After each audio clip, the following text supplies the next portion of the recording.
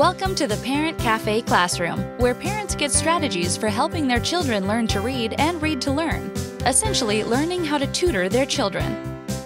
If your child is currently in an elementary or middle school and is struggling with reading, this classroom is just for you. If your child merely needs support and you are using our Parents as Tutors series, this is just for you. If you are interested in preparing your child for kindergarten readiness, this class is definitely for you. Parents who use our Parent Cafe Classroom along with our Parents as Tutors series are finding that their children are experiencing improved fluency and a higher level of comprehension. English language learners are also finding our classroom to be beneficial. Come join us in the Parent Cafe Classroom and learn how to be your child's tutor.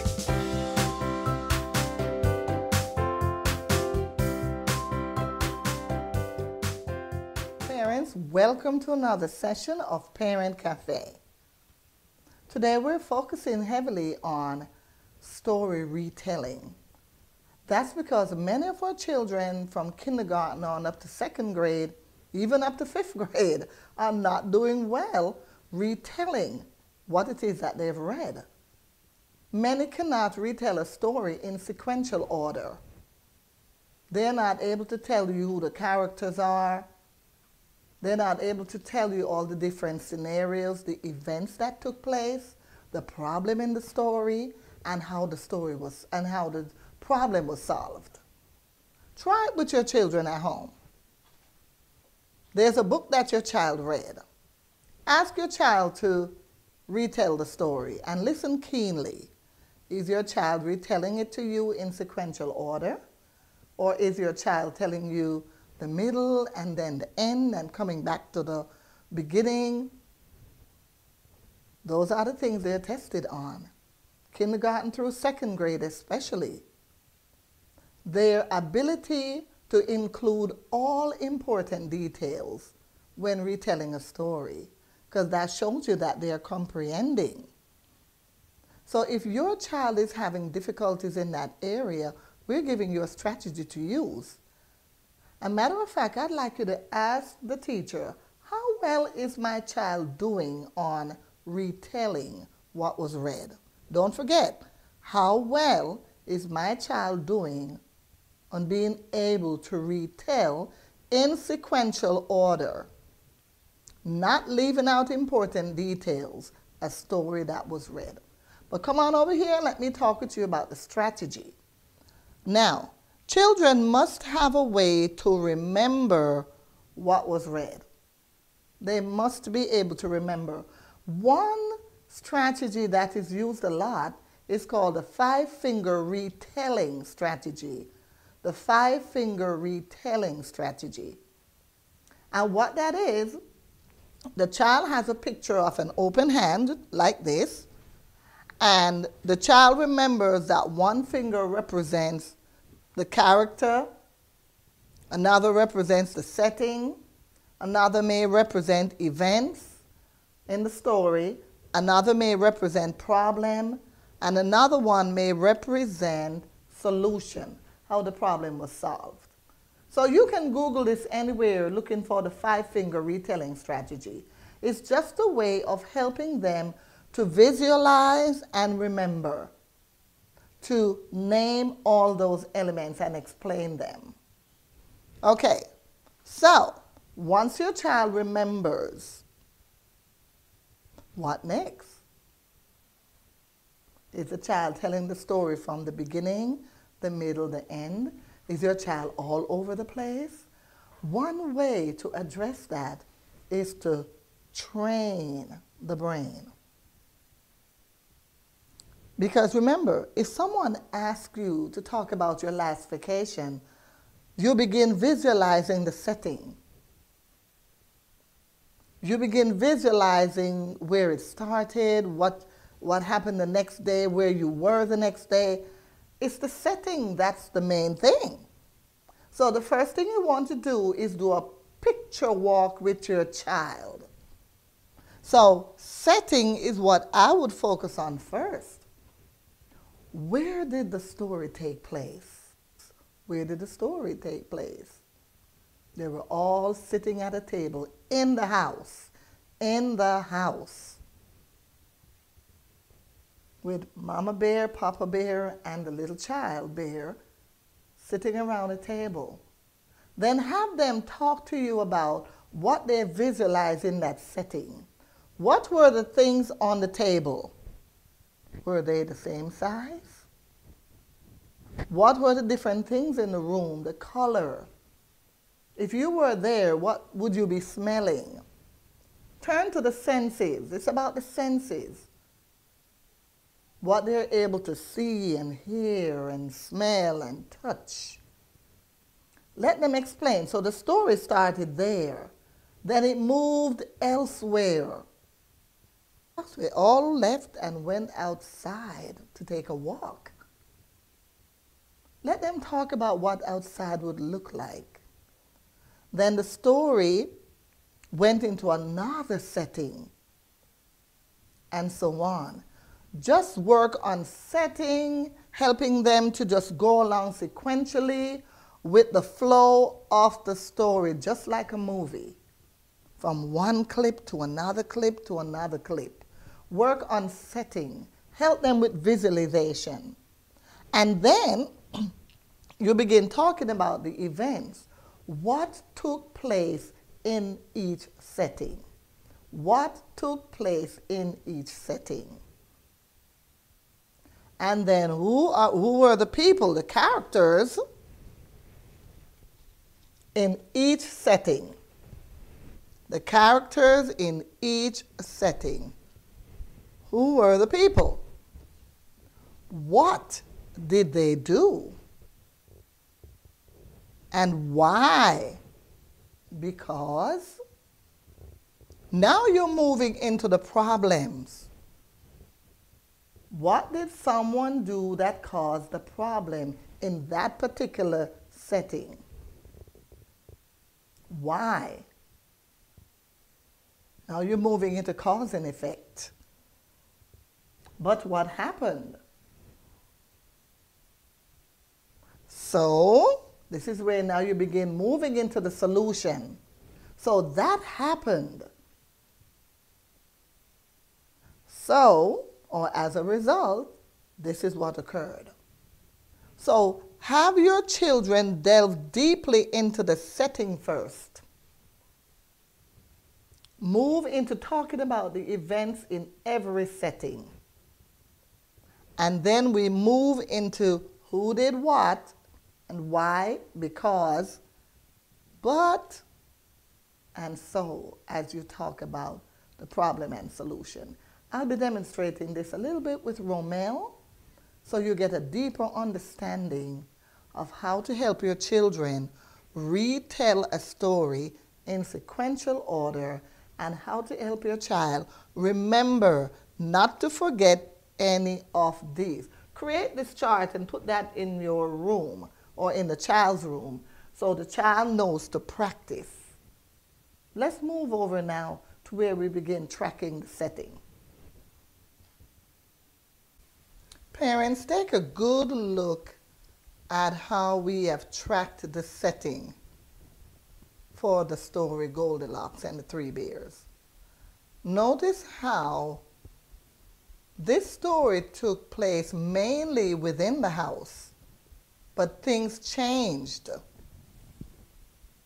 So pay attention to what was happening in the first setting, the second setting, the third setting, and the fourth setting. So your children should be able to move along with telling the story in this sequential manner. Notice how the story begins with the three bears sitting at a round table with a checkered tablecloth with yellow bowls of porridge. Right next to each bowl was a glass of water. Notice the steam coming out, showing how hot it was. Notice the different sizes of the bowls. Notice the chairs that they're on are different sizes. And because of everything that's on the wall and on the shelf, it tells you where in the house the story took place. A kitchen. What in the setting helped your child to know it's a kitchen? Then the story moved into another phase where Goldilocks came in. Look at the steam. Whose porridge had steam coming out of it? See all those details?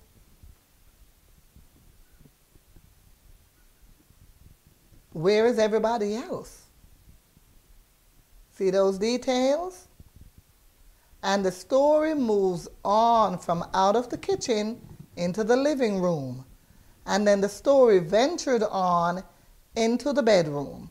Your child should be able to tell the events that took place in these 4 settings. The events that took place, all those who were involved, why they did what they did. Because, so within the events, you talk about who, what happened, what they did, because or why. But, so those are conjunctions that they could use to transition the story along. So now that you've had time to take a good look, let us see if Romel can tell this story without leaving out details. Let us see if Romel is able to tell us this story in sequential order.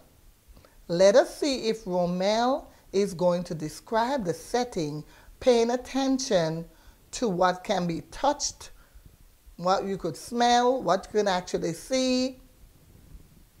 Let's see if Romel is going to pay attention to the different sizes in the furniture, different sizes in the bowls, and pay attention to details. Here comes Romel. Parents, here's Romel. Romel is going to take a shot at this. Romel is going to retell this story. Go ahead, Romel, as we listen. Okay. Once upon a time, there were 3 bears, Papa Bear, Mama Bear, and Baby Bear. But all 3 bears were at their dining table, were around a round dining table with a checkered design cloth, right? They were at their dining table with 3 different sizes of bowls. Each bear had sizes of bowls depending on their size. So it went from small, medium, and large. Baby Bear had small items, while Mama Bear had medium, and Father Bear had large. They were at their dining table waiting to eat their delicious porridge. But upon tasting their porridge, they saw that it was too hot, so they decided to take a walk. While they were on their walk, little Miss Goldilocks came by to take a look into their house, and saw that there were 3 porridges. She peeped into this window here, and next detail, she peeped into the window and went into their house and started to taste their porridge. She first tasted Father Bear's porridge, but it was too hot, as you can still see the steam. She tasted Mama's Bear porridge. There's no steam. It was too cold. And finally, she tasted little Baby's Bear porridge, and it was just right for her. So she ate Baby's Bear porridge, and she was tired after eating his porridge, and she transitioned into the living room because she was tired, so she wanted a place to relax, right? And so, as you can see, the setting does change into the living room. She first sat on Father's Bear chair, but it was too hard. She then sat on Mother's Bear chair, but it was too soft for her. And finally, she sat on little Baby's Bear chair, and it was just right. But upon sitting on her chair, it broke, as you can see. So she was still tired after eating the porridge, so she transitioned into their bedroom. As you can see, the setting once again does change into their bedroom. She first sat on father's bear chair, right? But it was too high at the head. It wasn't good for her. She then sat on mama's bear's bed, but it was too high at the foot for her. And finally, again, she sat on baby's bear bed, and it was just perfect. The bear family came home and saw that someone had been in their porridge, because she had each tasted their porridge and which one she liked. They saw that someone had tasted their porridge, and little baby saw that his porridge was completely gone. They then transitioned into the living room, seeing what else this person that was in their house had done. They saw that baby's bear chair was completely broken, right? And so they transitioned into the bedroom. They're looking for details, as I'm showing you. They're looking at details for things that gone missing, what went wrong. So they went to the bedroom, and they saw that their bed, which they had left spread, was not still spread. And baby bear saw that a girl, Goldilocks, was in his bed. They saw that she was in his bed. Upon them talking about someone being in their house, Goldilocks woke up and she saw 3 bears. She ran, after seeing the 3 bears, she ran out of their house and were never to be seen again. That is the story. Okay, Romel. So here's one way that you could start this. You could say, the story started with a family of 3 bears sitting in their yellow kitchen with hot steaming porridge in their yellow bowls. Each bowl being a different size, with the smallest for the baby bear and the largest for the dad. They each had a glass of water next to their bowl of hot, steaming porridge. However, they could not drink the porridge. It was too hot, so they decided to go take a walk. You see how we describe the setting? Yes. Kitchen. What color is it? Yellow. So you say yellow kitchen. Table, we could say their round table with red checkered cloth. So you use the description as you go along, but you did a good job. And then we transition. So parents, here's the thing. As you begin to help your children retell stories in sequential order, the first thing we need you to do is have them draw the setting. They draw the setting following the story in sequential order. By drawing the setting, Romel was able to indicate who the characters are in each setting. And what they were doing. As you talked about the events, you were able to talk about what they were doing and why. Because you said that she needed to go to the dining room because she was tired after drinking the porridge. She needed to sleep. So you started to tell why and because and but the chair broke. So she decided to go in the bedroom. See, all those transition words, but and so. And but how did the problem begin? First of all, the porridge was too hot. That's the problem. Oh yeah. How were they planning on solving it? Going for a walk. While the porridge would cool off.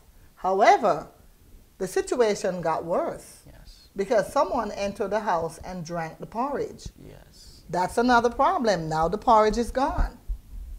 And in addition, the person broke the chair. Yes. That's another problem.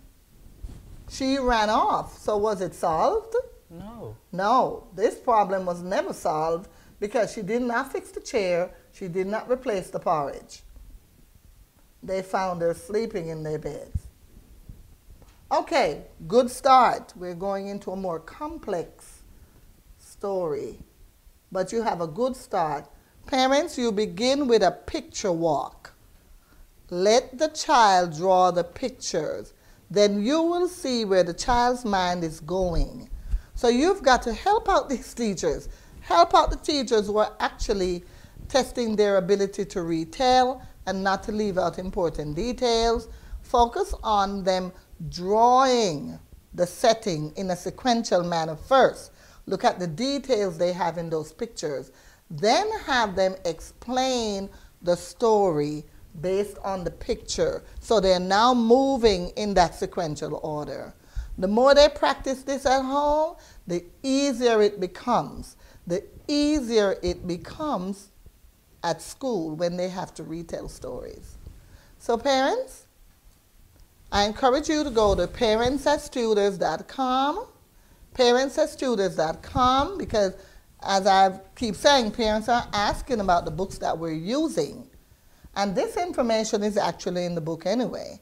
So go to parentsastudors.com and you will see all the information you need on the books that we're actually using.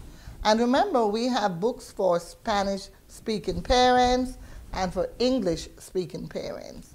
So parents, again, thank you so much for watching. And remember to share, share, share with another parent who could benefit from this video. Romeo? Thank you all for watching this video. Thank you so, so much. Okay.